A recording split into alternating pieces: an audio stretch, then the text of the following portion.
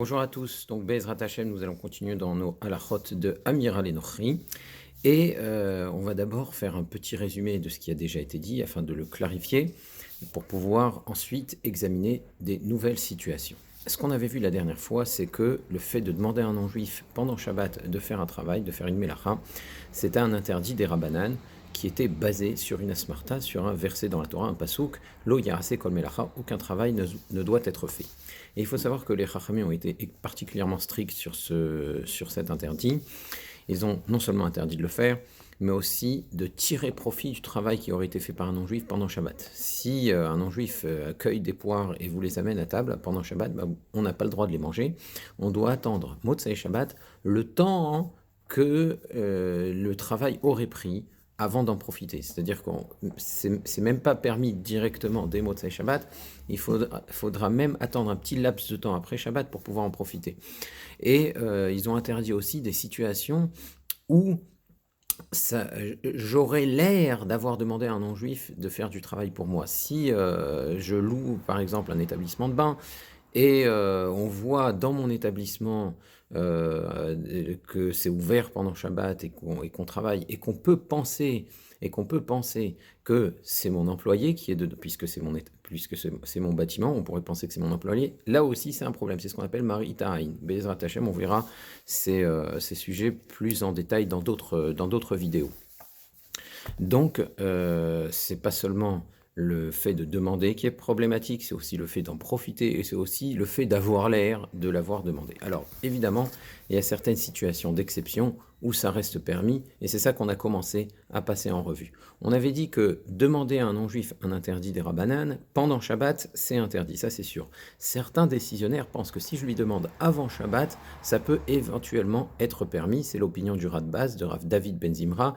Et on a dit que même si la majorité des décisionnaires ne sont pas d'accord avec le Radbaz, si c'est pour un grand besoin ou pour une mitzvah, alors on pourrait s'appuyer sur cette position, celle du Radbaz, donc de demander avant Shabbat, pas pendant Shabbat, à un non-juif un travail qui serait uniquement des Rabbanan.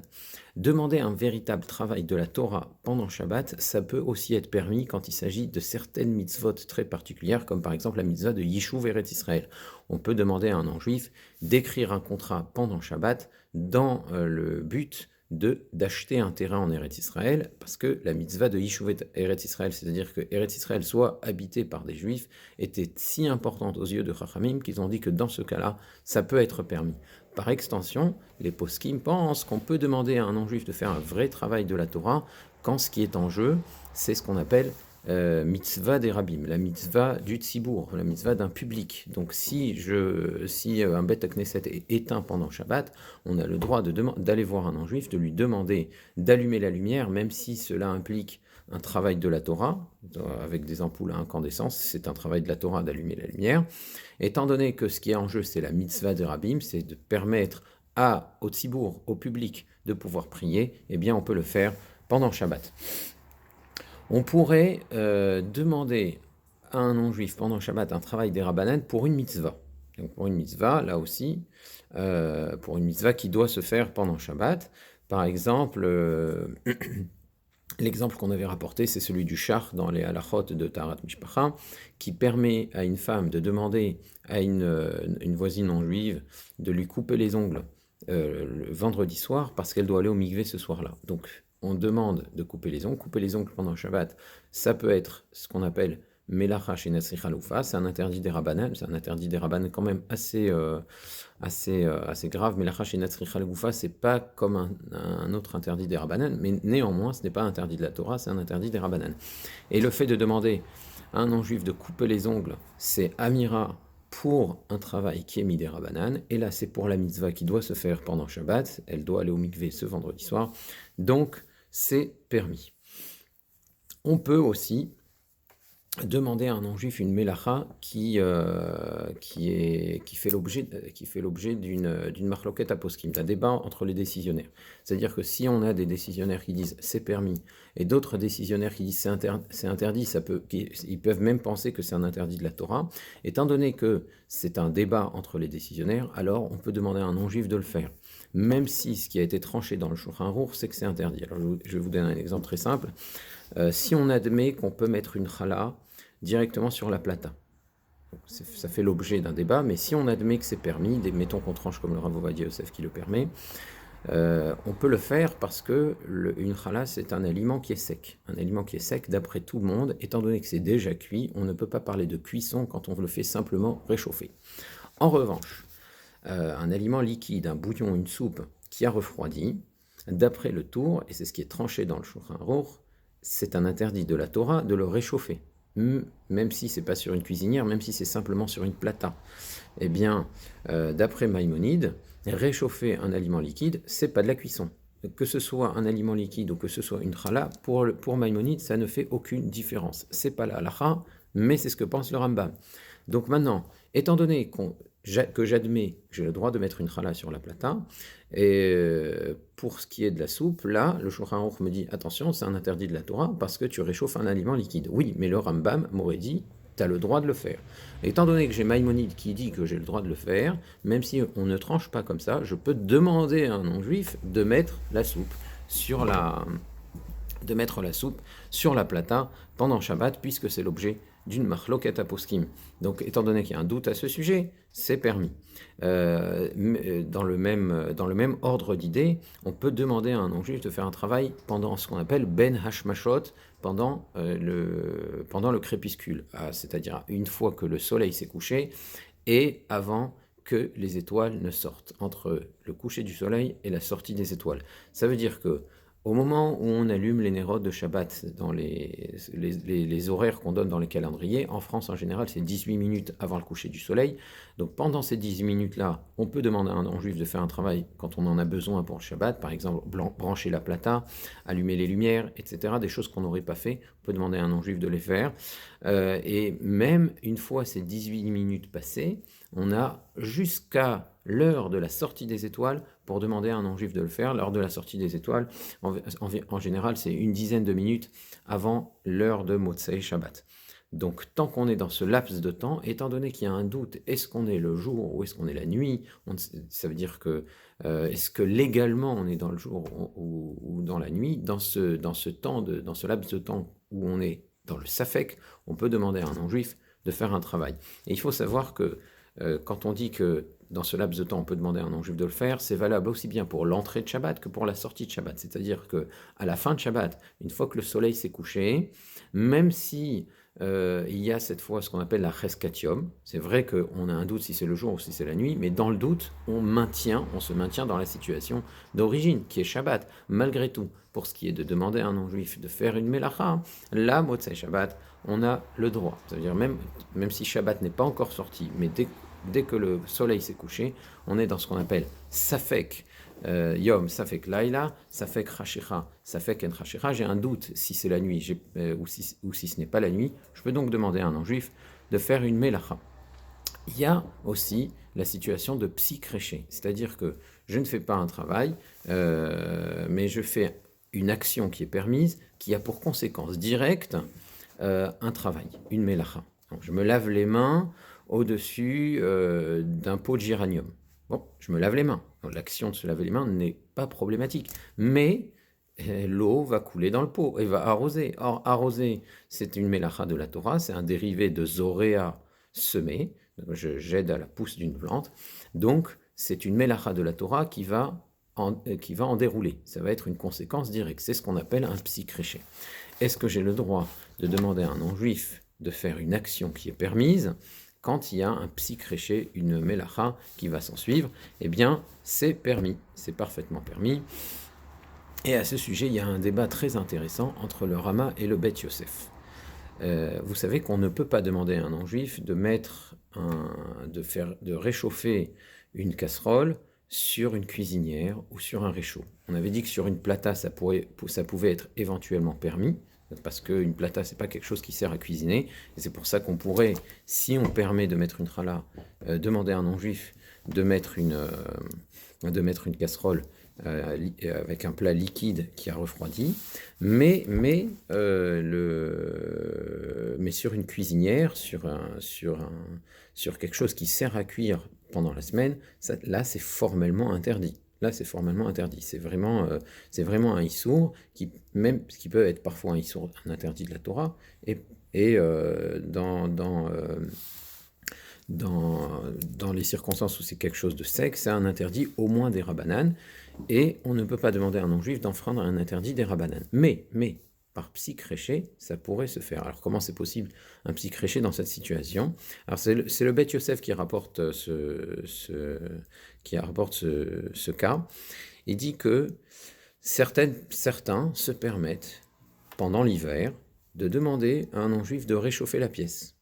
Et donc, quand tu lui demandes de réchauffer la pièce, ça veut dire que tu es en train de lui demander d'allumer le poêle.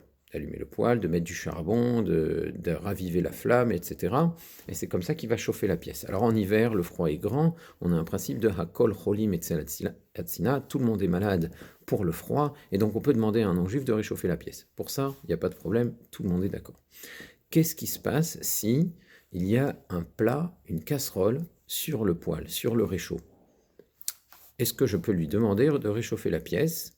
Il va réchauffer la pièce, il va allumer le feu, avara, donc il va faire une mélacha de la Torah pour réchauffer la pièce, mais par psychréché, par conséquence directe, il va réchauffer aussi le tchoulent, il va aussi réchauffer le plat qu'on a laissé mijoter pendant toute la nuit. Alors en hiver, les nuits sont longues, il fait froid certes et les nuits sont longues, donc le plat n'est peut-être pas aussi chaud qu'on le voudrait Shabbat matin. Donc, demander à un non-juif de réchauffer la pièce, ça a l'avantage de, tu gagnes que la pièce est chaude, mais tu gagnes aussi que puisque la casserole est justement, comme par hasard, sur le poêle, eh bien ça devient psychréché. Le Bet Yosef n'est pas du tout d'accord avec cette façon de voir. Il dit, mais comment tu peux dire que c'est un psychréché? Ce n'est pas un psychréché. C'est quand il allume le poêle, il veut réchauffer la pièce, il veut à la fois réchauffer la pièce et réchauffer le plat. Donc c'est pas psychréché, c'est une action directe. Tu es directement en train de lui demander de réchauffer le plat. Si tu vas selon le tour, c'est peut-être même un interdit de la Torah. Donc comment tu peux dire que je lui demande de chauffer la pièce, ça j'ai le droit, et par psychréché, le plat va se chauffer. Donc ça c'est la position du Bet Yosef, il dit donc c'est formellement interdit. Mais le Rama, il dit que c'est ça la coutume, on a l'habitude de s'appuyer là-dessus. On peut demander à un non-juif de réchauffer la pièce quand, par psychréché, par conséquence directe, le plat, la casserole qui se trouve sur le réchaud sera chauffé. Donc ça, c'est la position du Rama. Et il faut savoir que cette coutume est rapportée aussi dans le Kitzur Shulchan Aruch du Rav Shlomo Ganzfried, donc ça veut dire qu'elle est restée assez longtemps. Elle se faisait assez longtemps en Europe de l'Est, elle était longtemps pratiquée, cette méthode. Mais il ajoute un petit bémol qui est assez intéressant. Il dit, de quel réchaud on parle? Si on parle d'une cuisinière, et les gens en Europe de l'Est, souvent, ils avaient une cuisinière, un réchaud, un poêle, qui servait à la fois à cuisiner et à chauffer aussi la pièce principale. Donc si on est en train de parler de cette cuisinière-là, cuisinière à charbon qui sert à chauffer aussi la pièce. Donc dans ce cas-là, étant donné que c'est une cuisinière, c'est ce qui sert à réchauffer, quand tu demandes au non-juif de l'allumer, est-ce que tu peux dire que son but principal, c'est de chauffer la pièce et que par psychréché, la casserole va se réchauffer? Mais la casserole, elle est sur une cuisinière. Donc, et toi, tu es en train de lui demander d'allumer une cuisinière. Donc, là, tu peux pas dire que c'est un psychréché. Là, l'argument du Bet Yosef, il faut en tenir compte. Tu peux pas te permettre de dire que c'est pas Amiral Enochi. Bien sûr que c'est Amiral Enochi, bien sûr que c'est Assour. En revanche, si le réchaud en question, c'est quelque chose qui sert principalement à chauffer la pièce, un chauffage, ça n'est rien qu'un chauffage. En général, le plat se trouve ailleurs. Quand on cuisine, on est sur un autre appareil. Alors à ce moment-là, tu peux dire que là, l'intention principale de la personne à qui tu demandes d'allumer le réchaud, c'est de chauffer la pièce. Ah, il se trouve que par hasard, sur ce chauffage, il y a une casserole que tu as mis là-bas avant Shabbat pour qu'elle soit maintenue au chaud jusqu'à Shabbat matin. Tu ne l'as pas laissée sur une cuisinière, tu l'as laissée sur le chauffage. Là, tu peux peut-être dire effectivement que c'est un psychréché, et là, tu aurais sur quoi t'appuyer quand tu continues sur ce minhag qui a été entériné par le Rama. Donc là, on peut dire que c'est un psychréché. Il y a une autre situation qui serait permise quand on demande à un non-juif, c'est lui demander de façon allusive. Tu vas après Shabbat, tu le rencontres et tu lui dis, mais dis-moi, pourquoi t'as pas cueilli les poires ce Shabbat? Tu aurais dû le faire. Et il comprend que Shabbat prochain, il faudrait qu'il le fasse. Donc là, c'est une amira de façon allusive et pas pendant Shabbat. Tu lui as pas dit fais-le Shabbat prochain, tu lui as dit de façon allusive avant Shabbat. Donc c'est un argument pour permettre l'amira l'enochi. Alors attention, ça ne veut pas dire qu'on peut se servir de ça pour ouvrir un magasin. Ouvrir un magasin, c'est beaucoup plus problématique. Il y a un problème de profit direct pendant Shabbat, il y a un problème de maritime, il y a aussi un problème d'interdit de Mekar ou Memkar. Donc c'est beaucoup, beaucoup plus complexe de demander à un non-juif, même si tu le demandes de façon allusive, Motzei Shabbat, pourquoi tu n'as pas ouvert le magasin ce Shabbat? Mais là, c'est sûr que ça reste interdit. D'accord? Ça ne serait permis que pour des travaux, des menus travaux, desquels on ne profiterait pas directement pendant Shabbat, mais on est en train de lui dire c'est peut-être plus pratique que tu le fasses Shabbat de façon allusive. Mais s'il y a un profit direct pendant Shabbat, et s'il y a un problème de Mekar ou Memkar, là évidemment, ça reste formellement interdit. On a une autre situation qui fait débat dans les Acharonim, c'est demander à un non-juif de demander à un autre non-juif. Est-ce que Amira des Amira, c'est assourd? A priori, dans la Gemara, ce qu'on voit, ce qui est interdit, c'est Amira l'enochri. Demander directement à un non-juif de faire un travail, qu'il le fasse lui-même, de façon directe. Donc là, ça pose un problème de lo yarase kol melacha. Mais si je lui demande de demander à quelqu'un d'autre, alors là, peut-être que ça ne poserait aucun problème. Le Chavot Yair, un éminent acharon, un éminent posek acharon, pense que demander à un non-juif de demander à un non-juif, c'est pas assourd. Là, les chachamim ne l'ont pas interdit, donc ce qu'ils n'ont pas interdit, ça reste permis, de facto. Maintenant, et tu peux pas dire que c'est shvout de shvout, shvout de shvout, c'est-à-dire que je demande à un non-juif de faire un travail d'Erabanan lui-même. Mais quand je demande à un non-juif de demander à un non-juif de faire un autre travail, là c'est demander. Amira des Amira. Et Amira, on avait dit, le fait de demander à un non-juif, c'est moins problématique parfois que de faire soi-même une melacha des Rabbanan. Et donc, quand je demande à un non-juif de demander à un autre non-juif, je lui demande pas de faire une melacha des Rabbanan, je lui demande de demander. Donc, c'est suffisamment lointain pour qu'on puisse dire que c'est permis. Alors maintenant, la majorité des Acharonim ne sont pas d'accord avec le Chavot Yair. On a le Avodat Agirshuni qui n'est pas d'accord et qui lui dit regarde, les Chachamim ont dit que tu ne peux pas, pendant Shabbat, demander à un non-juif de chercher des employés, de chercher des artisans, des poalim. Donc, qu'est-ce que c'est demander à un non-juif d'employer des artisans? C'est Amira des Amira. Tu es en train de lui dire va et demande à d'autres non-juifs de travailler Shabbat. Donc tu es en train de faire Amira des Amira. Et pourtant, ça reste interdit. Les Chachamim ont considéré que ça reste assourd à cause de Amira des Nochri. Alors la preuve est discutable. La preuve est discutable parce que là, il s'agit d'autre chose. Il peut y avoir un problème de Vedaber Davar, de parler de choses folles pendant Shabbat. Et quand ils sont employés, les autres, ils sont employés par moi. Donc même si c'est Amira des Amira, finalement, c'est moi qui les emploie. Donc, on peut encore discuter de la validité de cette preuve. Mais la halakha, elle va quand même pencher comme le Avodat Agirshoni, et on a d'autres poskim qui apportent d'autres arguments beaucoup plus incisifs contre le Chavot Yair, notamment le Shout Bene Yehuda. Le Shout Bene Yehuda, le responsable de Rav Yehuda Ayash, qui était un grand posek algérien d'il y a environ 3 siècles. Il penche vers la Khumra, il penche plutôt comme la position du Avodat Agirshoni, parce qu'il dit la chose suivante, il dit, quelle est la source sur lesquelles les Chachamim, les sages, se sont appuyés pour interdire le fait de demander à un non-juif un travail pendant Shabbat? Lo yarase kol melacha, un travail ne doit pas être fait.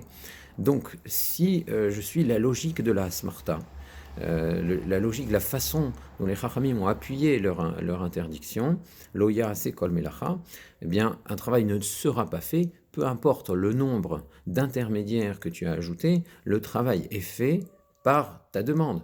Ta demande, c'est vrai que c'est elle qui est à l'origine de ce travail qui est fait. Donc, on enfreint le pasouk de lo yarase kol melacha. Donc, ça reste un problème. Et deuxièmement, Zil Batar Tarma, comme on dit, suit la raison. Pour quelle raison les Chachamim ont-ils interdit de demander à un non-juif une melacha pendant Shabbat?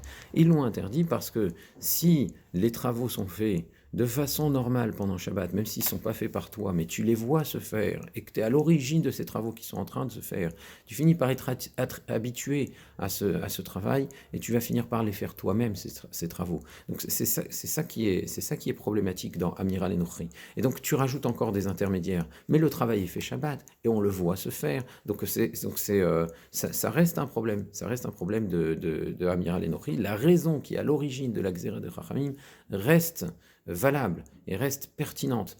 Par conséquent, le fait de faire Amira des Amira n'est pas suffisant pour permettre de demander, pour permettre de le faire.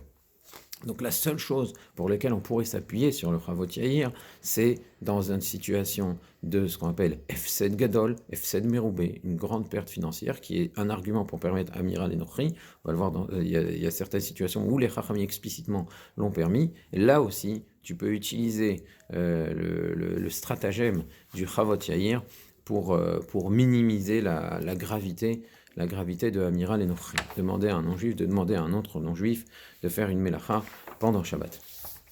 Une autre situation où on pourrait demander à un non-juif, c'est par exemple, on a oublié d'allumer la lumière. On est pendant Shabbat, on a oublié d'allumer la lumière, les étoiles sont déjà sorties, je ne suis plus dans Safek Rachera, Safek Nachachera, est-ce que je peux demander à un non-juif d'allumer la lumière? Alors, étant donné qu'il y a déjà une lumière, je peux demander à un non-juif de façon sous-entendue d'allumer la lumière, il y en a déjà un petit peu. Alors je peux aller le voir, je lui dis, vous savez, il manque de lumière.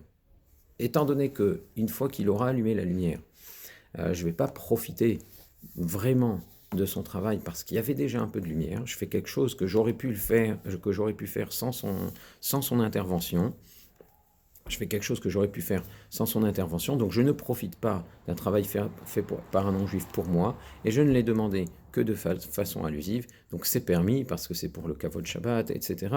Donc là c'est possible. Par contre, si c'est le noir complet, là, demander à un non-juif d'allumer la lumière, ça pose un problème parce qu'il le fait pour toi.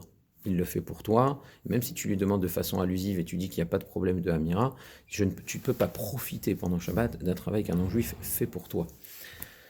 Donc, dans ces cas-là, il n'y a pas vraiment de solution. Il y en a qui demandent en non-juif de faire quelque chose. Il lui dit, va me chercher ce livre-là, là-bas. Et là-bas, c'est le noir complet. Donc, ce qu'il va faire, c'est qu'il va allumer la lumière pour lui, pour pouvoir voir ce livre que tu lui as demandé d'aller chercher.